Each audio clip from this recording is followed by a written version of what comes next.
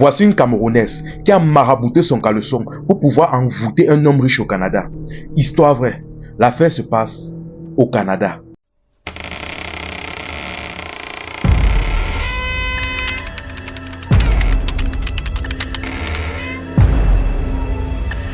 Déjà, voici la femme en question. Ici, on va l'appeler Ivana. Ivana est une jeune fille qui est née au Cameroun, plus précisément dans la ville de Douala. Ce qui se passe déjà est que la jeune femme de base n'était même pas censée se retrouver au Canada. Un jour donc, sa tante donc s'est approchée d'elle et de ses parents. Elle a fait la proposition d'aller au Canada, terminer ses études en soins et infirmerie et par la suite commencer à travailler là-bas. Mais sachant évidemment que les parents de la fille n'avaient pas de l'argent, elle leur a donc fait la promesse de les aider à financer le voyage ainsi que le premier trimestre de la jeune fille, le premier semestre de la jeune fille. Et après ça maintenant, ils commencent à se débrouiller par eux-mêmes. La famille donc a accepté, ils ont validé. Tout s'est bien passé au début. Le voyage a été fait et avant de partir, la jeune fille n'a pas manqué de se vanter dans tout le quartier. Retenez bien ces détails. Elle n'a pas manqué de se vanter dans tout le quartier avant de partir. Détail très important. Après dans son voyage, elle est arrivée donc au Canada. Elle a commencé à vivre sa meilleure vie. Elle partait à l'école et elle avait tout son temps libre pendant la journée pour faire tout ce qu'elle voulait. Sauf qu'à la fin donc du premier semestre, il était donc temps de payer le deuxième. C'est à partir de là maintenant que le calvaire de la jeune fille a commencé. Dans un premier temps, elle est partie d'abord à la banque pour essayer de faire un prêt étudiant. Sachant qu'elle était étudiante étrangère, il fallait une garantie ou du moins un garant. Elle a voulu faire appel à sa tante, mais sa tante a refusé. Pour la simple raison qu'elle sait déjà que la jeune fille est étudiante, elle ne travaille pas, donc elle ne va jamais lui rembourser l'argent là. Elle a refusé.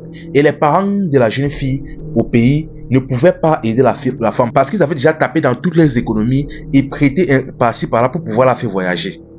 Donc de ce côté-là, elle ne pouvait rien faire. Il ne pouvait rien faire. Là, sa tête a commencé à chauffer. Elle a commencé à travailler, mais quand elle voyait le niveau et la lutte, ça ne donnait pas. Et l'école réclamait déjà les frais du deuxième semestre, sous peine d'expulsion. Là, elle a commencé à stresser. Et un jour, dans sa salle de classe, elle a commencé à raconter ses problèmes à sa copine. Elle dit franchement, où je suis là, je suis dans les problèmes. Si je ne paye pas le deuxième trimestre là, je suis fini. Sa copine, après avoir compris son problème, a dit ok, il n'y a pas de problème. Si tu es d'accord, je peux t'apporter une solution. Mais le problème est que c'est très compliqué. Le problème est que ça dépend si tu pourras supporter, si tu vas accepter et si tu pourras supporter. La femme a dit qu'elle a compris. Elle a simplifié les paroles de sa copine pensant qu'elle plaisantait ou quelque chose comme ça. Elle a appelé son frère pour expliquer sa situation à son frère. Elle a dit franchement, si je ne paye pas le deuxième trimestre là rapidement, je serai expulsé de l'université. Et si je suis expulsé de l'université, je risque aussi d'être expulsé du pays, c'est-à-dire du Canada. Son frère a dit franchement, actuellement là, on ne peut pas t'aider. Les parents ici là déjà, c'est mort. C'est mort complètement. Ils se sont déjà endettés pour t'envoyer au Canada. Donc actuellement là, on ne peut pas t'aider. Nous sommes déjà bloqués de partout. Mais par contre, si tu vois que c'est fort, je peux quand même taper dans mes petites caisses tout ce qui me reste là. On te paye, je t'envoie l'argent, tu payes un billet, tu retournes au pays. Ça, petit, ça dit que franchement, je te comprends, mais le problème est que avant de quitter le pays, je me suis vanté. Je me suis pavané dans le quartier. Je me suis vanté. Je ne peux pas rentrer avec la... Donc si je rentre avec la honte ici, non franchement, ce que je veux seulement partir mais terminer. Ton frère dit que ok, j'ai compris. Mais sinon, nous de notre côté, on ne peut plus t'aider. On ne peut plus t'aider. Nous sommes déjà bloqués ici. Elle est que si ce n'est pas grave, j'ai une copine qui m'a dit qu'elle pouvait m'apporter une solution. Je veux voir si vraiment elle était sérieuse ou si elle blaguait. Elle est donc partie voir sa copine pour dire que franchement, à propos de la solution que tu m'as proposée là, ça se passe comment? Il a dit bon, tu te rappelles, j'avais d'abord mon petit ami et j'avais les problèmes avec lui, il m'avait barré, il est parti. Il m'a quitté, il est parti. Ce qui se passe donc est que j'ai rencontré une femme marabout ici au Canada. La femme était très puissante. Elle m'a arrangé un charme là qui a fait que mon gars est revenu. Et actuellement là, la relation s'est collée serrée comme tu connais. Si tu es d'accord, je t'amène chez la femme là. Et je suis sûr à 100%, elle va résoudre ton problème. C'est une marabout très puissante. Elle a commencé à douter, ceci, cela. Elle est que ma chérie. Alors si tu n'as plus le choix, soit on va là-bas, soit tu es expulsé de l'université et du pays. Elle est vraiment qu'elle n'avait plus le choix, elle a accepté. Elles ont organisé donc un voyage et elles sont parties rencontrer la femme en question. Une fois qu'elles sont arrivées, elle a expliqué à la dame, voici ma copine qui a des problèmes actuellement. Elle a des problèmes financiers actuellement.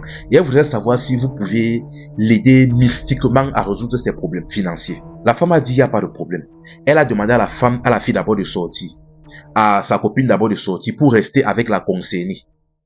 Dès que sa copine est sortie, elle n'était plus que elle deux face à face. Elle a dit, qu'est-ce que tu veux concrètement? Elle dit, actuellement là, j'ai des problèmes de scolarité et si je ne paye pas rapidement, je serai expulsé de l'université, plus du pays. Donc, franchement, si vous pouvez m'aider.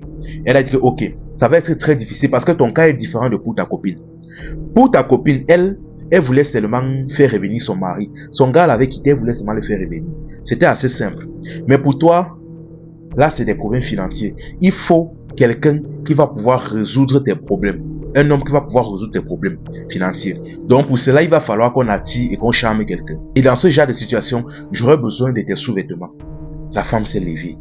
Elle est sortie, elle a vu sa copine expliquer la situation. Elle a regardé sa copine avec un air effrayé. Sa copine a dit que pardon, nous sommes quittés de Trois-Rivières jusqu'ici. Et sache que si on rentre là, je ne reviens plus ici. Donc, je ne sais pas ce qu'elle t'a proposé, mais soit tu acceptes, soit tu laisses. Mais comme on parle, moi, on ne revient plus. Moi, je ne reviens plus.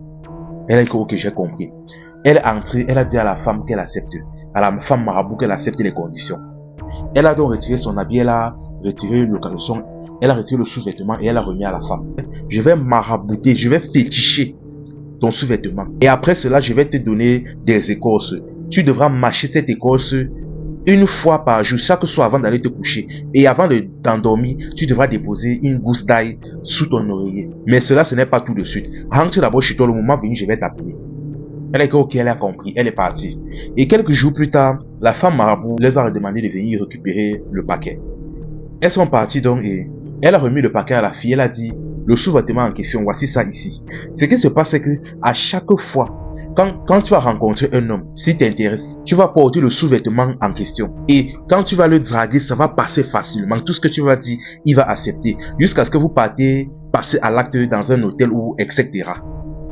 Et à partir de là maintenant, il va faire tout ce que tu dis. Sauf qu'il y a une deuxième condition. Elle lui a remis un deuxième paquet. Elle a dit, tu vois cette écorce. Comme je l'ai dit, tu devras la mâcher chaque soir avant de t'endormir et déposer une gousse d'ail sur ton oreiller. Et rappelle-toi, si tu rates ne serait-ce qu'un seul jour, c'est-à-dire tu oublies de mâcher l'écorce ou de mettre l'ail sous ton oreiller, les graves maladies, tu vas tomber gravement malade. Et bien évidemment, et le genre de maladies là, généralement sont des maladies mystiques. Chose qu'elle a oublié de préciser à la fille. Likez et partagez la vidéo au maximum la famille. Que cette histoire puisse toucher le plus de monde possible. Pour ceux qui partent constamment chez les marabouts là. La jeune fille a accepté et elle a remercié la femme marabout. Maintenant, ce qui se passe c'est que dans la même soirée, donc, la jeune femme a porté le sous-vêtement en question et elle est partie dans un bar, dans un snack bar. Il y avait l'ambiance et elle a constaté que dans la salle, il y avait un homme. Un homme qui n'arrêtait pas de commander des champagnes, des bouteilles de champagne en sassaillé. Elle a vu l'homme et elle a su que non, l'homme en question était friqué. Elle est partie s'asseoir à côté de l'homme. Elle a commencé à les séduire. Ils ont passé la soirée ensemble. Et quand ça s'est terminé, ils sont sortis de la boîte de nuit et l'homme a proposé à la femme d'aller se reposer.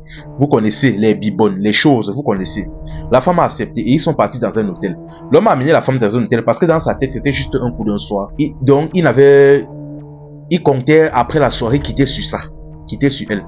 Sauf qu'après avoir passé la soirée, le lendemain, quand ils se sont quittés, l'homme reste comme s'il ne sait pas ce qui lui arrive, mais il n'arrête pas de penser à la femme. Il sort son téléphone le même lendemain matin, il appelle la femme pour lui proposer de vivre ensemble avec elle, de vivre avec elle. La femme maintenant, dès qu'elle a reçu l'appel, elle a compris que le rituel avait marché. L'homme, après seulement avoir rencontré la femme une soirée et passé la nuit une fois avec elle, il veut déjà vivre avec elle. Elle a accepté donc et elle a aménagé avec l'homme. Et l'homme, exactement comme la femme marabout avait dit, a commencé à résoudre tous les problèmes financiers de la femme. Il a payé ses études, son école, tout, ses crédits, ses prêts, etc. Sauf que, bien évidemment, on dit souvent 91 jours pour le voleur, un jour pour le grand patron. Sauf qu'un jour, malheureusement, elle n'a pas respecté une des conditions. Du moins, elle a oublié. Un soir, elle était fatiguée. Elle a oublié de mettre le gousse d'ail sous son oreiller. Là maintenant, j'arrête l'histoire ici. Pour l'instant, je n'ai raconté que ce que je sais, mais lorsque j'aurai plus d'informations, je vous transmettrai la suite. Histoire de maraboutage de la famille. Non seulement ça ne sert à rien, mais en plus c'est inutilement dangereux. Et petit conseil la famille.